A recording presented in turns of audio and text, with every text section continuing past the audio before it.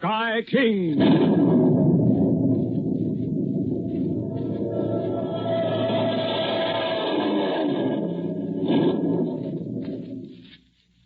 Say, gang, here's a question that should make you stop and think. Is your home really safe? Now, if you consider for just a moment, I'll bet the answer will be not always. And I'll bet the reason that it isn't always safe is that every now and then you forget to put away your toys, games, or sporting equipment. Those things can cause plenty of trouble if they're left lying around on the floor when they're not being used. Hundreds of people are hurt or killed every year in falls caused by things left underfoot. A baseball bat, a ball, a rope, a roller skate. Any one of these things can cause accidents if you give them a chance. Play with them, have fun with them, but put them away when you're through. If they're in their proper place, you don't have to worry about them. And your mother will thank you for being thoughtful and helpful, and you'll be doing your part to make your home really safe. Don't be careless. Remember this little jingle. All the time, everywhere, be cautious. Take care. Now... The Adventures of Sky King.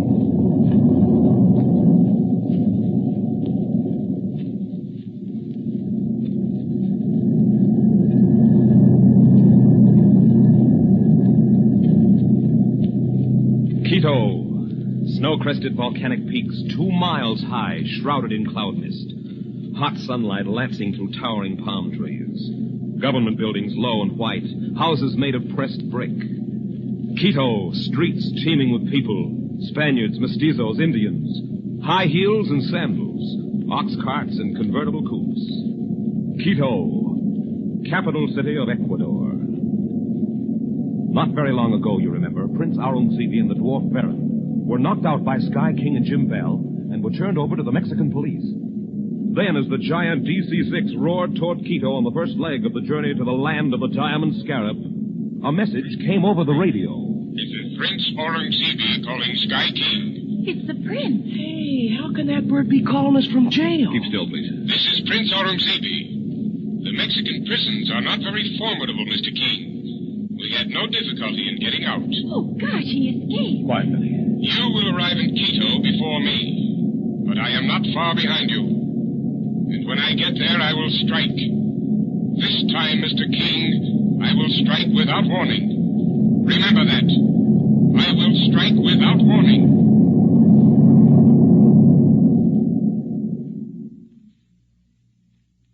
That happened only a short while ago. Now the big plane has landed, and Sky King, Penny, Clipper, Jim Bell, and Martha are walking along the crowded streets of Quito on their way to a hotel. Behind them are Dan, Porter, and Olaf.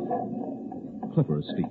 Yeah, brother, this joint I go for. Looks like Coney Island on Saturday night. When were you ever in Coney Island, young man? Yeah. Oh, Martha, why do you want to pin me down? I've seen pictures of it.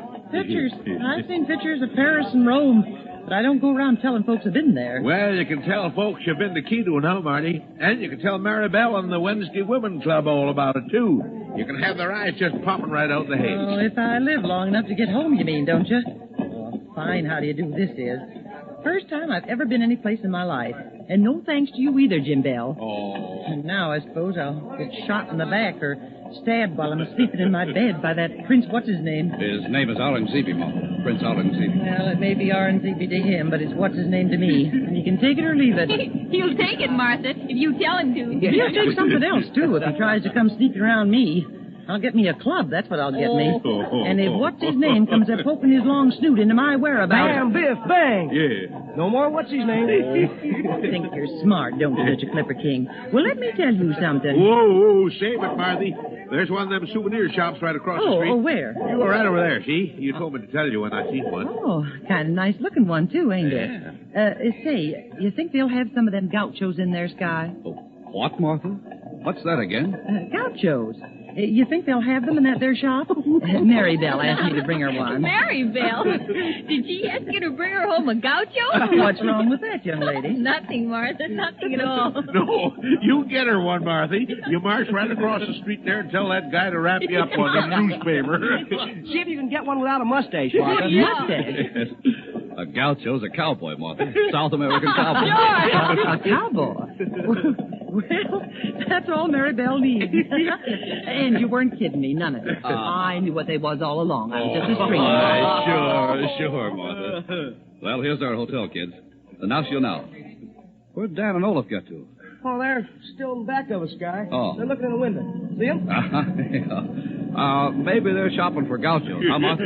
Oh, Mr. Smarty Pants, ain't you? I knew what... Yeah, sure, I know, Martha. You knew it all the time. Push open the door for Martha, Clipper. Okay. We can wait in our rooms for Dan and Olaf. Oh, boy. I sure could do with a nice cold shower. Yeah, me, I could sure do with something to eat. Me too. Oh, there's the clerk looking at us.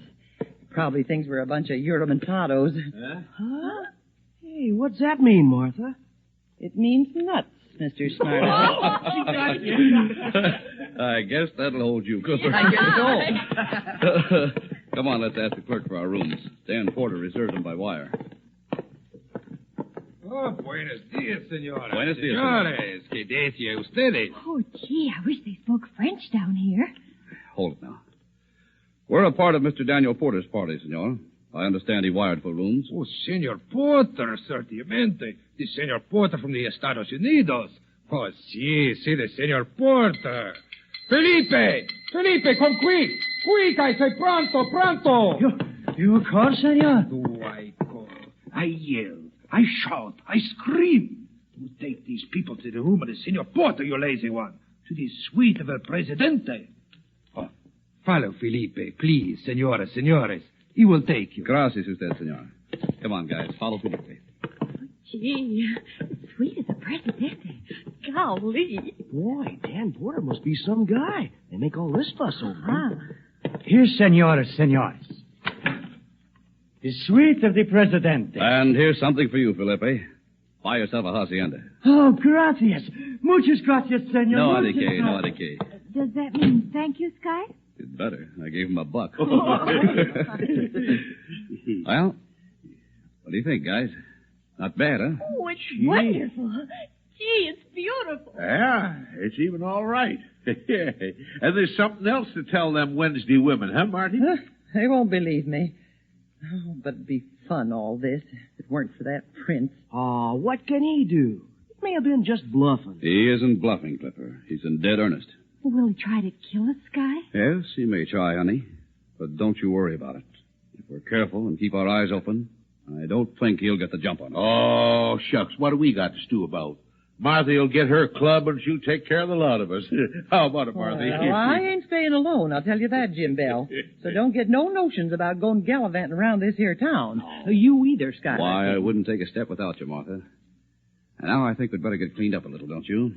Dan and Olaf will be along in a minute, and they'll want to eat, I know. Well, they haven't got anything on me. Okay, then go get yourself washed. And don't forget your ears, Clipper King. Oh. Wash 'em with soap and dry 'em. Dry 'em good. All right. You too, Penny. Oh, gosh. We don't want none of these here Spaniards or whatever they be to thinking we ain't dry behind the ears yet. And your answer to that, kids, is a great, big, dignified silence. Get going. Yeah. It's later now, hours later.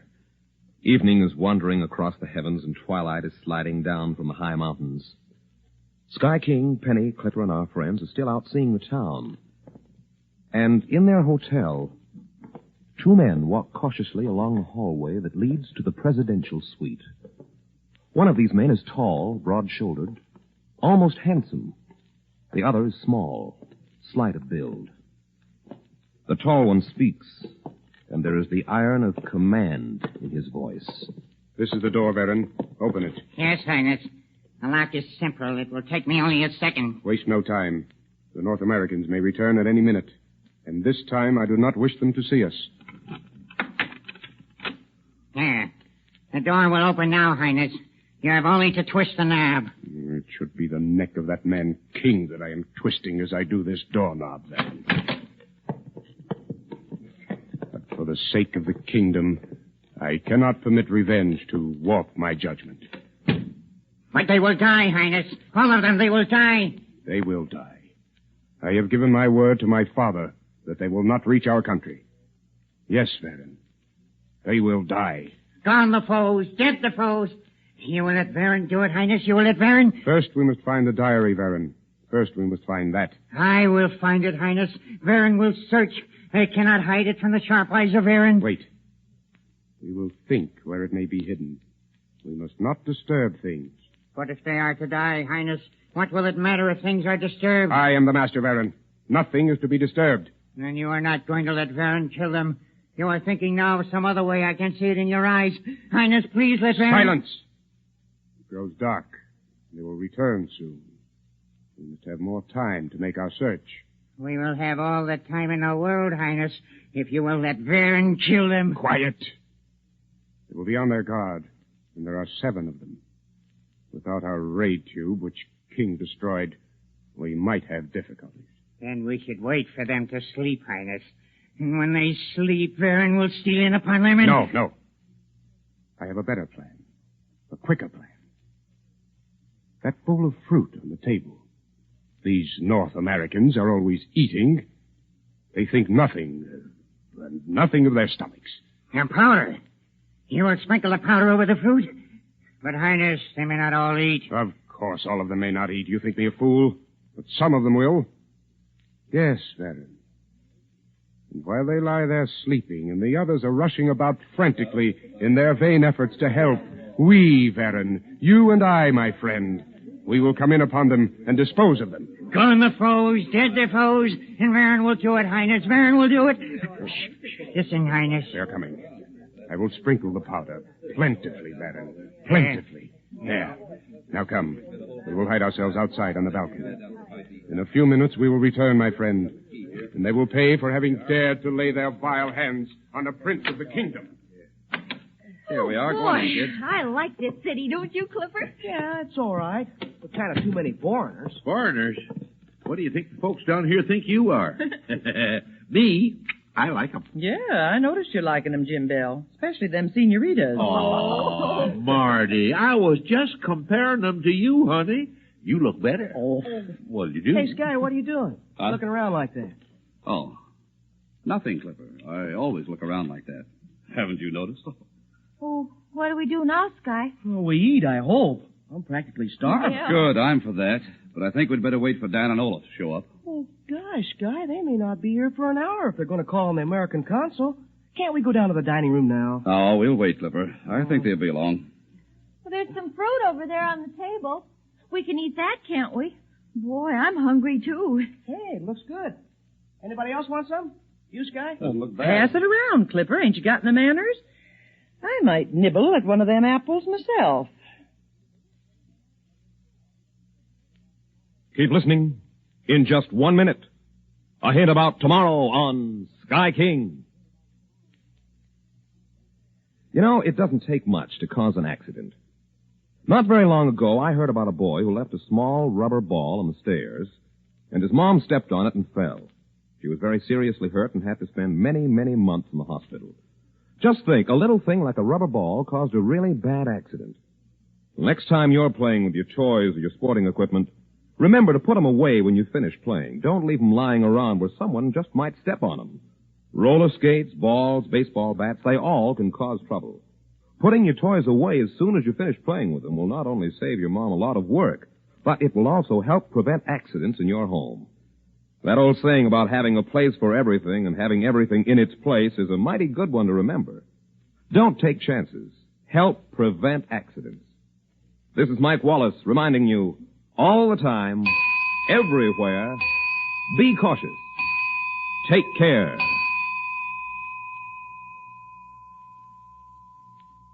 Are they going to fall in with Prince Aurungzebe's devilish plan? Will they eat that fruit?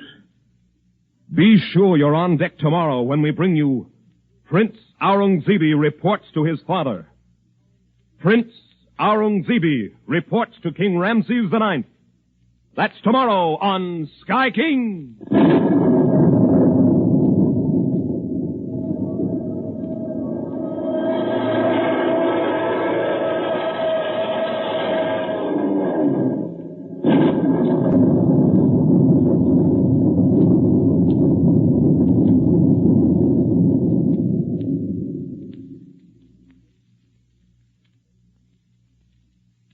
This is ABC, the American Broadcasting Company.